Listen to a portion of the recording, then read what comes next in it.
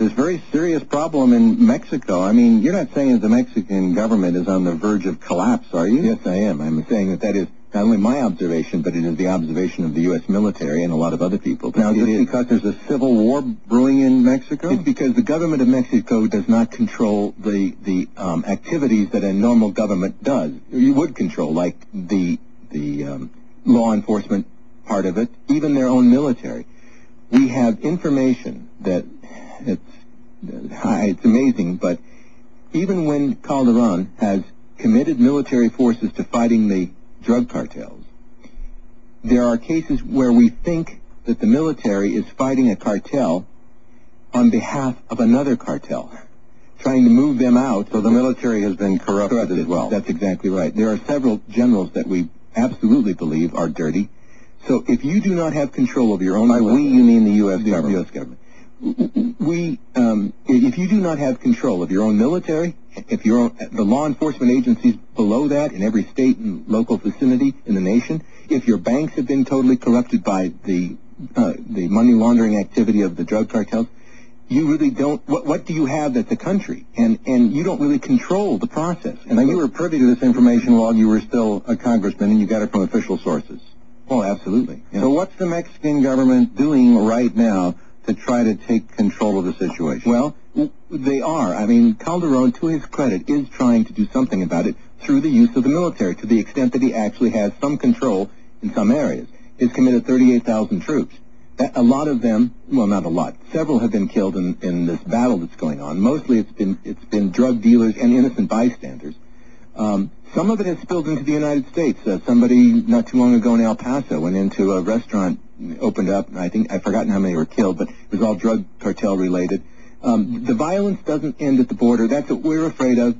Certainly the corruption doesn't. We know that is true. We know that there are city governments in the United States that have been corrupted by Mexican drug cartel money.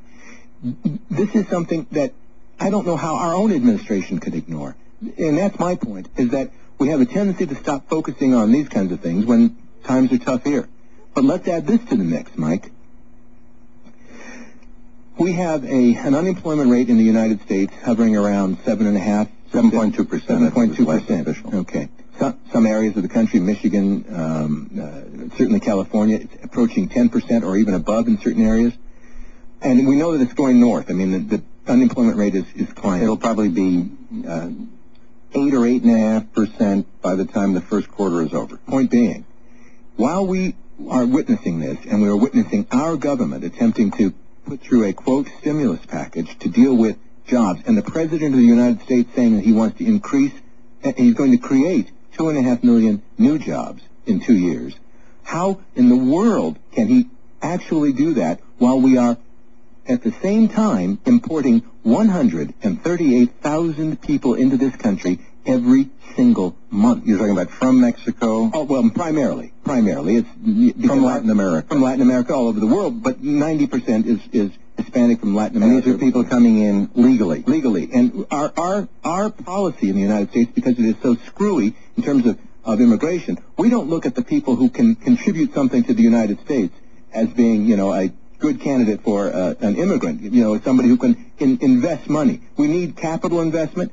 That's who we should be going after, one would think, if that's what we need. Well, what do we have? It's all based on something called family unification. That's 90-some% of all immigration into the United States. So it means if you got here, however you got here, even illegally, but somehow get status, you can start bringing in your family. That's how it's accumulated this number. So therefore, we aren't bringing folks in who do have skills and who would be, in high-paying jobs. These are people coming in to get jobs. Well, do you know of any? I mean, because, I'm looking. So, do you know of any jobs? Does anybody really think that we have 138,000 new jobs created every month just for immigrants? I mean, the old saw about they're only coming for the jobs that no American will take, right?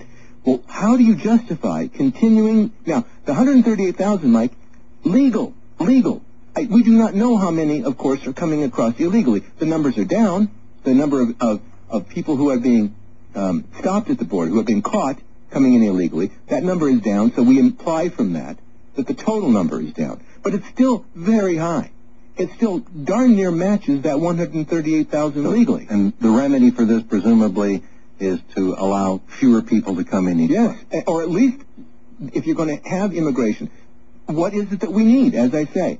If you're going to come in here, invest in the industry, start a business, and that's what we need, fine, go ahead, let those folks in, fine with me. But right now, please, Mr. President, listen to, and he will not listen unless people tell their elected representatives that they know about this figure, 138,000 per month legally.